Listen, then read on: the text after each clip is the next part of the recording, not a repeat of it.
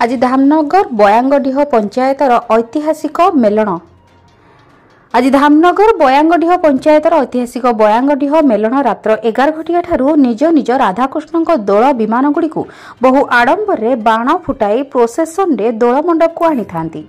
प्रथमे बयांगडीह ग्रामर मुरली मोहन मेढ़ बसी सारा पर अन्य मेढ़ तांकर यथा स्थान रे बसी थांती। 3 दिन धरी उत्सव मुखर होई उठिथिबा एही स्थानटी बहुत उठा दोकानी माने तांकर बेपार बसई थांती।